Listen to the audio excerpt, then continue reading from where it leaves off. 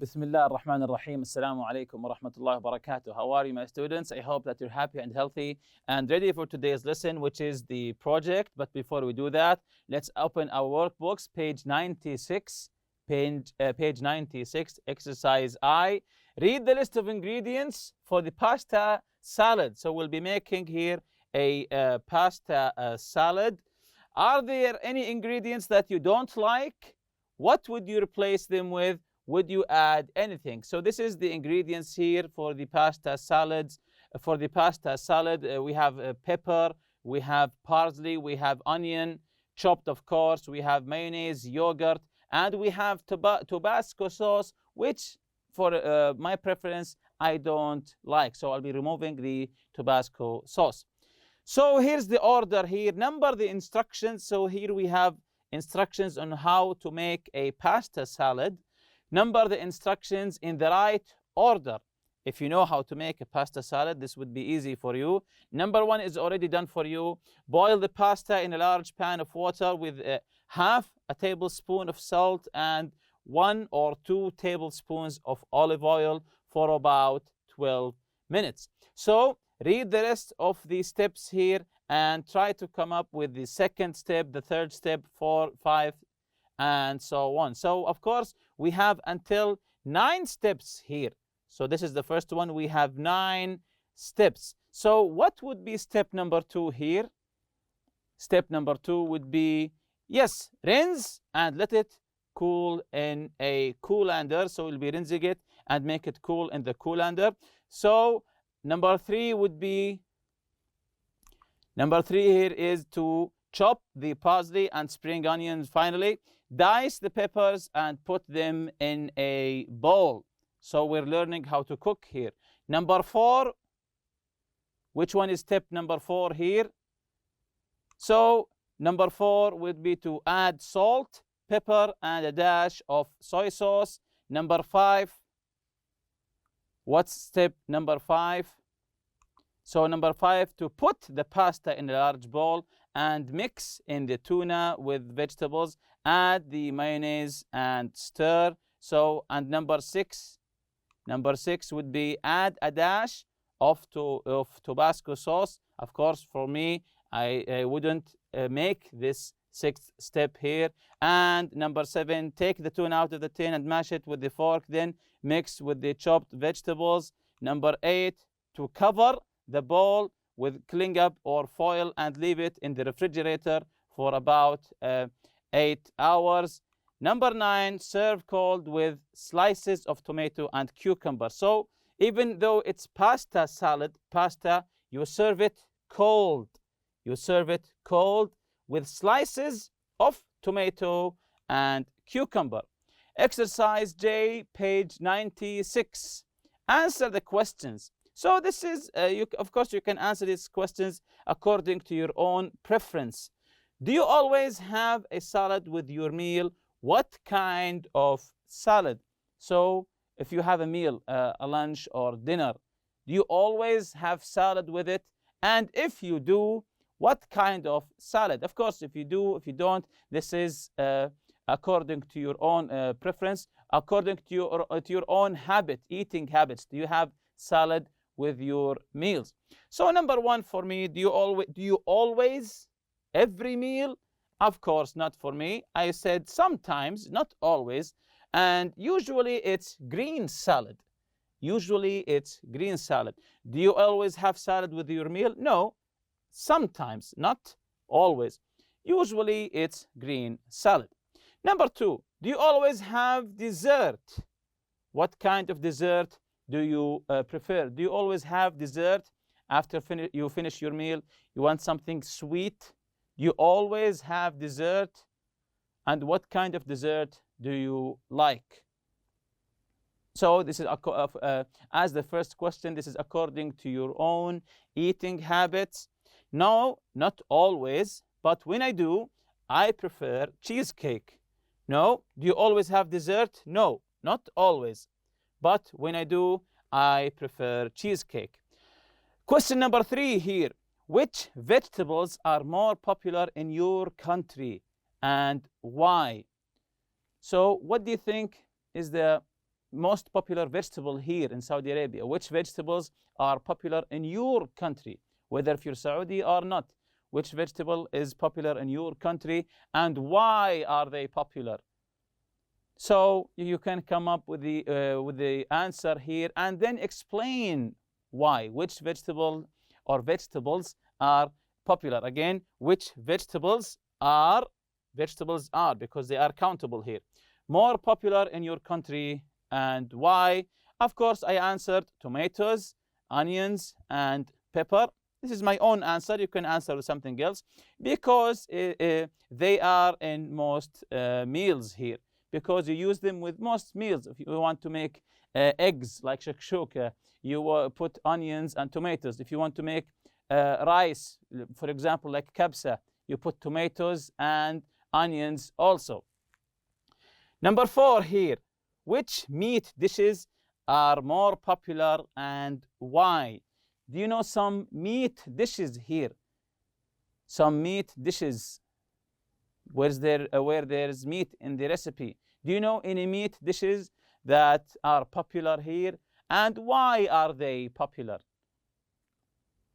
So I answered here kabsa and maybe hanid because they are very delicious. Kabsa or maybe hanid because they are delicious. Is yogurt a staple in people's diets? Why or why not? Is yogurt a staple in people's diet? You always eat yogurt. Why or why not? Of course, you answer this on your own, according to your own opinion here. I said no, it's not. But other dairy products are like milk or buttermilk here, like buttermilk or maybe cheese, because they are healthy, of course, and you can find them in every supermarket. Exercise K here, page 97. So turn to page 97. Study the pictures. So open page 97 and look at the pictures and write down as many 2-word and 3-word phrasal verbs as you can. If you remember the 2-word and 3-word phrasal verbs.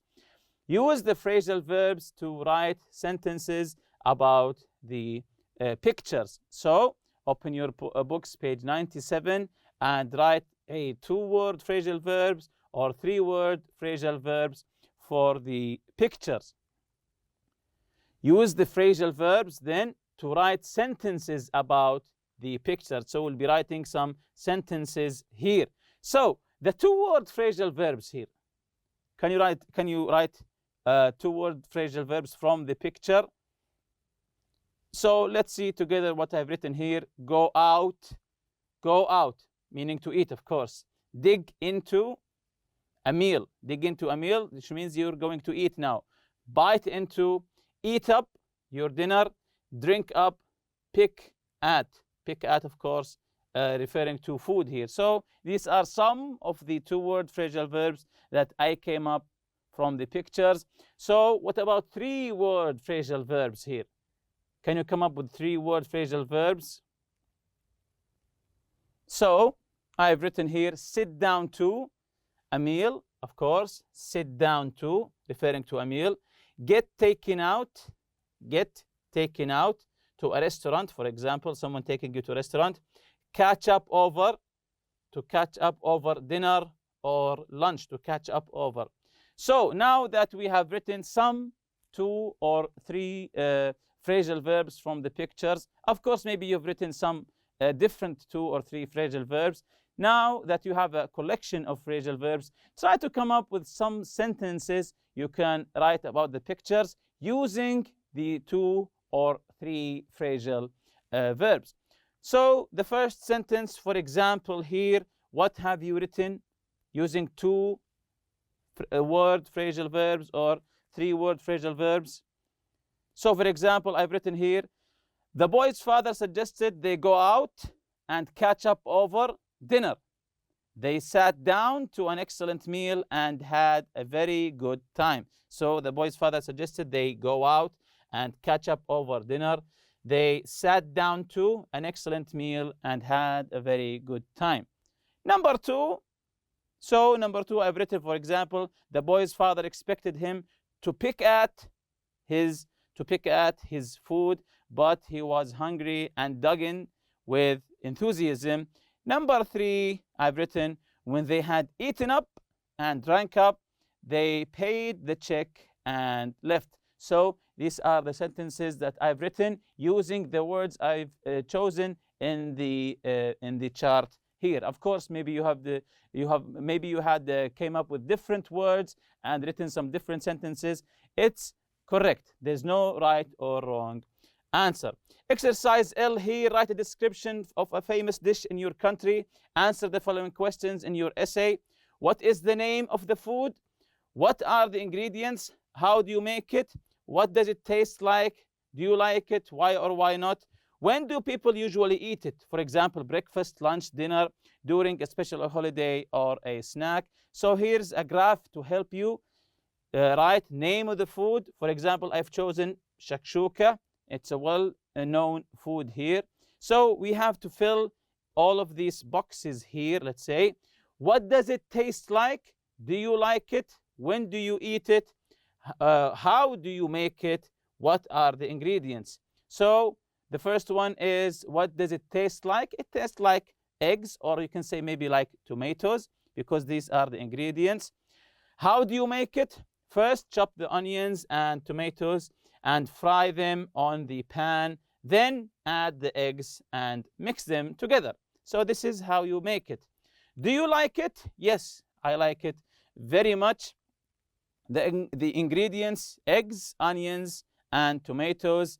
When do you eat it? We usually eat it on breakfast. So we usually eat shakshuka for breakfast. Usually eat shakshuka for breakfast. Then when you have finished writing your, I chose shakshuka, maybe you will choose something else, kabsa, or some sort of any other meal, pasta, for example. Then write the ingredients, when do you eat it, do you like it, and so on. And after you finish, write your essay, use your graphic organizer to help you. So if you remember on our previous lesson, we took the count and non-count nouns, the singular and the plural. This is the count, we add the S, and the non-count, we can't count like all liquids, for example, tea, and for example here, rice. We took the expressions of quantity, some and any. Some, if you remember, comes with affirmative statements. Any comes with negatives and questions, of course. Then we took the would like. We use would like as a polite way to state a choice or preference. I would like some coffee. I would like to go, and so on. And we read the fun fact about the pizza in Italy and the name, where's the name, the Margherita pizza, where's the name coming from? From here, Queen Margherita, and so on. And we learned some words connected with recipes, learning to the dish, the quantity, half or a quarter, the ingredients here, the actions, the utensils, and the cooking methods, whether you fry, you bake, you roast, you grill, and so on. Then we took the expressions of quantity, few and many with count nouns, little and much with non-count nouns. Then we took the sequence words first, then after that, finally, and so on. Jumping to today's lesson, the objectives: to list snacks and desserts in your country, make a poster about desserts and snacks in different countries. Work in pairs or groups, make a list of snacks and desserts in your country and research snacks and desserts in other countries of the Arab world. Add 2 more countries. Gather information and make notes in the chart about the name of the dessert or snack, the origin, the ingredients, the preparation, way it's served, presented, occasions. Select the photos or drawings. Use your notes to make a poster or a PowerPoint presentation for your class. This is the chart here. The country of origin: Saudi Arabia, Syria, Iraq, Lebanon, Jordan, and so on. The name of the dessert or snack. What do you like here? Dessert: Syria, maybe baklava, Saudi Arabia, Iraq, Lebanon, Jordan. The ingredients: what is it made of? The ingredients of the dessert. The preparation: how do you make it? The preparation. The presentation: how do you present it on the plate? and the occasion. Do you usually eat it every day, or do you eat it on special occasions?